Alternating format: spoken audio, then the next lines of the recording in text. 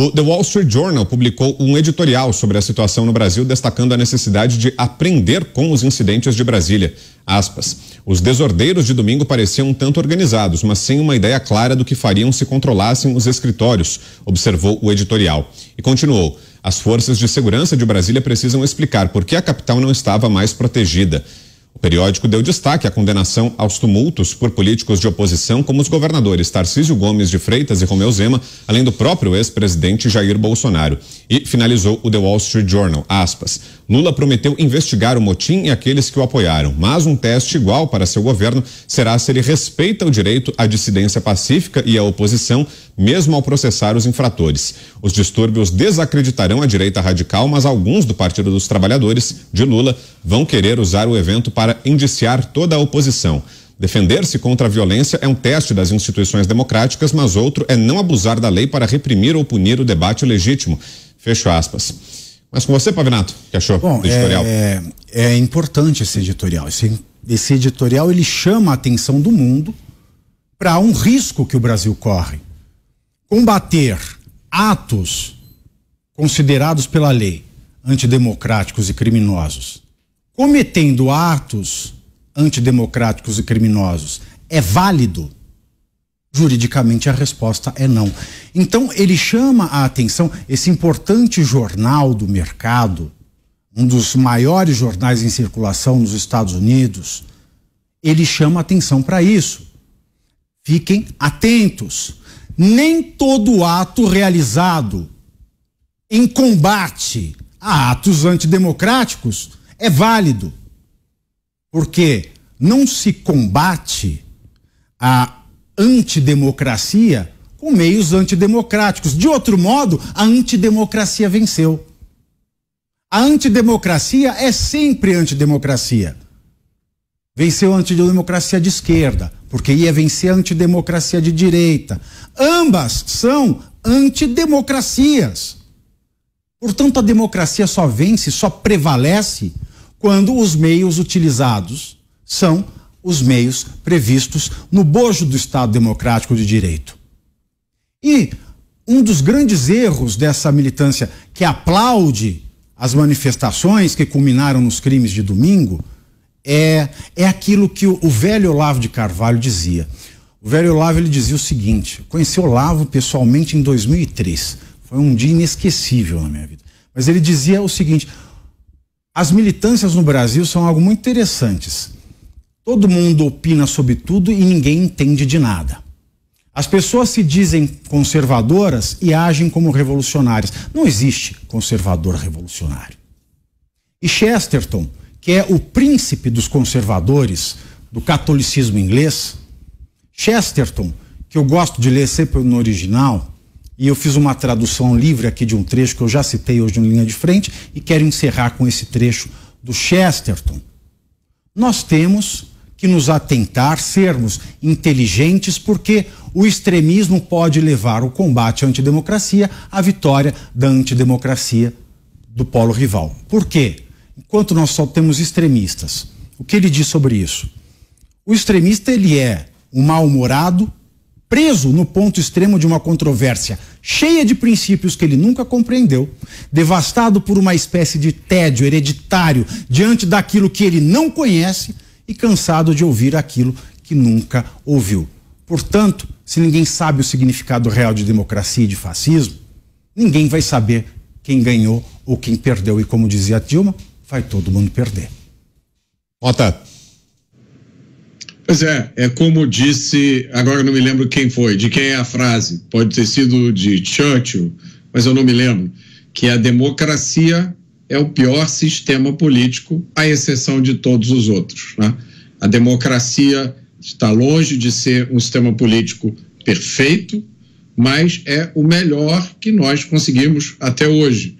Então é um sistema que exige vigilância constante, né? O preço da liberdade é a eterna vigilância. Eu achei o editorial, o artigo do Wall Street Journal relativamente equilibrado, mas eu selecionei alguns trechos aqui para ler. Eu vou ler a tradução do que o Wall Street Journal escreveu. Diz o Wall Street Journal: o presidente prometeu investigar o motim e aqueles que o apoiaram. Mas um outro teste para o governo será se ele vai respeitar o direito à dissidência pacífica e à oposição, ao mesmo tempo em que processa os infratores. Os tumultos vão desacreditar a direita radical, mas alguns membros do Partido dos Trabalhadores vão querer usar o acontecimento para culpar toda a oposição. A capacidade de defender-se contra a violência é um dos testes das instituições democráticas. Mas outro teste é também não abusar da lei para reprimir ou punir o debate legítimo. Kobayashi. Excelente análise do Mota, e eu quero complementar aqui essa reflexão, né, que foi trazida pelo jornal, comentada pelo Mota a respeito do que nós temos visto acontecendo desde domingo. Já disse aqui, toda crise gera uma oportunidade. O presidente Lula, especificamente, do ponto de vista político, e aqui uma análise meramente política, sem nenhum tipo de paixão ou antipaixão, tem agido de acordo com o que manda o manual. Juntou os governadores, o discurso é pró-democracia, condena atos antidemocráticos, está aproveitando o momento para se aproximar de quem estava longe, juntou lá no Palácio do Planalto e depois caminhou ao Supremo Tribunal Federal com todos os líderes dos poderes e de todos os estados e todos os governadores e vice-governadores, com o próprio Ministério Público. Então sorriso de orelha a orelha. Pois é, ele viu nessa crise uma oportunidade, como nós estamos falando, e tem aproveitado. Mas preocupa mesmo qual é o tratamento que se dá contra atos antidemocráticos, porque esses atos estão sendo tão malditos, como de fato merecem todo tipo de repreensão, que tem gente que está defendendo que essas pessoas sejam punidas, presas a qualquer custo. E a gente sabe que foi um ataque não só ao Poder Executivo, não foi contra a Presidência da República, foi também contra o Supremo Tribunal Federal, por exemplo, e contra a Câmara. E em relação ao Judiciário, quero fazer um comentário. Não dá para você tratar antidemocraticamente alguém por um ato antidemocrático, como o Pavinato já falou há pouco aqui. E essas pessoas estão presas desde o fim de semana, e muitas delas, centenas delas, passaram dias presos sem sequer uma audiência de custódia.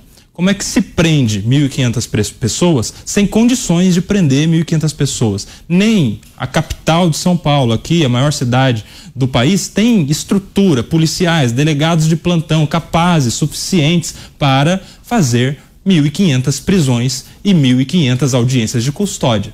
E a gente viu que já de imediato aos acontecimentos nós tivemos uma intervenção federal. O que tira totalmente a responsabilidade das polícias, até porque o caso é de competência federal, tira totalmente a responsabilidade das polícias civil e militar do Distrito Federal. O comando da segurança todo no Distrito Federal é da União, com um interventor nomeado pelo presidente da República. O que deveria ter acontecido lá desde o momento é: ou se tem condições de se prender essas pessoas, ou solta, porque é isso que o direito manda, independente dos atos que elas tenham praticado. Direitos básicos, fundamentais, que servem a qualquer ser humano, seja ele de que natureza for e qual crime tenha praticado.